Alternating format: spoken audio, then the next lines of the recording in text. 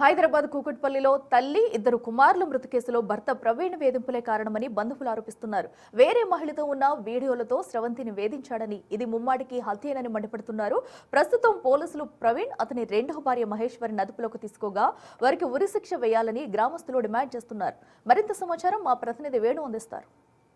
చింతల తండాకు చెందిన స్రవంతి తన ఇద్దరు కన్న కొడుకులతో కలిసి బలవన్మరణానికి పాల్పడ్డ ఘటనలో భర్తే ఆ ముగ్గురిని చంపాడంటూ కూడా స్రవంతి కుటుంబ సభ్యులంతా 2 రోజుల నుంచి రోధిస్తున్న పరిస్థితి. ప్రస్తుతం మనం స్రవంతి స్వగ్రామం తన ఇంటి వద్దే ఉన్నాము. సో అసలు ఆ ముగ్గురిని కూడా కొన్నేళ్ల నుంచి అక్రమ సంబంధం మోజులో వాళ్ళని చంపే ప్రయత్నం చేస్తున్నాడు. ముగ్గురిని కన్న కొడుకుల్ని భార్యను కూడా దారుణంగా చంపాడంటూ కూడా ఆ కుటుంబ సభ్యులు బంధువులంతా ప్రస్తుతం ఆ చింతల తండాలో ఉన్నటువంటి సిచ్యువేషన్ ఒకసారి వాళ్ళతో మాట్లాడే ప్రయత్నం. అసలు ఏం జరిగిందమ్మా మీకు? ఇది గతంలో ఈ గొడవలు జరిగినప్పుడు విషయాలు మీకు తెలుసా?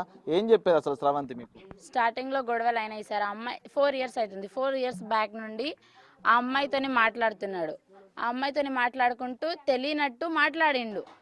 మా అత్తమ్మకి అన్నీ తెలిసినాయి. పెళ్లి చేసుకున్నాడు. పెళ్లి చేసుకున్నాక కూడా మాకు తెలిసిన మేము అడిగితే కాదు అని అన్నాడు. పెళ్లి తెలిసిన తర్వాత మా అత్తమ్మ ఉండను, నేను నాకు విడాకులు కావాలని చెప్పింది. విడాకులు కావాలని కోరింది, ఇవ్వలేదు అతను. నేను ఆమెను వదిలేస్తా, ఆమెతోని ఉండను, నేను అసలు నువ్వే కావాలి నాకు అని చెప్పి మా అత్తమ్మని మోసం చేసి నటించి ఉన్నాడు. కాళ్ళు పట్టుకొని ఉన్నాడు మా అత్తమ్మతోని ఇన్ని రోజులు. అది దేవుని దేవాల బహుమంది దేవాల ఇద్దరు మళ్ళీ కొడుకులు పుట్టారు. కొడుకులు పుట్టినా మేము ఒప్పుకున్నాం. మా చెల్లె అందరితోని ఖుషిగా ఉండే, అందరితోని ఫ్యామిలీతోని ఎవరికైనా ఫ్యామిలీతోనే ఉండే. వాళ్ళ అత్త మామతోనైనా ఎవరికైనా ఫ్యామిలీ ఉండే. ఆడికి వాళ్ళ అత్తకు, వాళ్ళ మామకు, వాళ్ళ బావకు అందరికీ కూడా చెప్పింది, గిట్ల చెప్తాడు మామ బావ ఇదని అందరికీ చెప్పింది. అది 3 ఏళ్ళ కాలం నుంచి చెప్తాంది.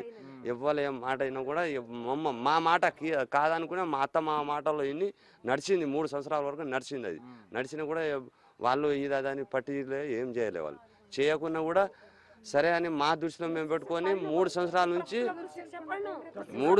నుంచి మేము తల్లాడి ఏదో చూద్దాం అనే ఆలోచన మీద ఉన్నాం. మేము ఉన్న వరకు ఒక్కటే మా మార్గం ఏంటంటే పక్క అబ్బాయికైనా వాళ్ళ తల్లిదండ్రులకైనా అమ్మాయికైనా పక్క శిక్ష కావాలి. అంతే. నా బిడ్డకు కడుపు కాలబెట్టింది. నా కడుపు మా బిడ్డ కడుపు కూడా కాలబెట్టిండు. ఆ కుటిలం కూడా అన్ని కాలబెట్టాలి.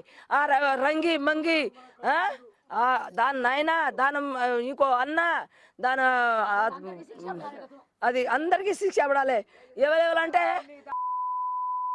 అది దాని ఎరాలు, దాని వజన, ఆ పవిన వజన అదే చేసింది సార్. ఏ రంగులంటే కమ్మలు, ఏ రంగులంటే సీర, ఏ రంగులంటే ఇగో ఇట్లాంటిది రంగులు చూసి మా బిడ్డ ఎంత మంచిగా పిల్లలకి చూస్తా అని ఒక కొంచెం మంచిగా తింటే దాని మీద ఏడ్చి అంతా నా బిడ్డ ఇల్లు ఆగం చేసి బిడ్డలకు కొడుకులకు చంపుకున్నాడు. ఇదే మాట, ఏది లేదు. నా బిడ్డకు ఎట్లా చంపి నా బిడ్డ సంసారం ఆగం చేసింది. ఎవరు రాకుండా శిక్ష పడాలి సార్, చావాలే సార్.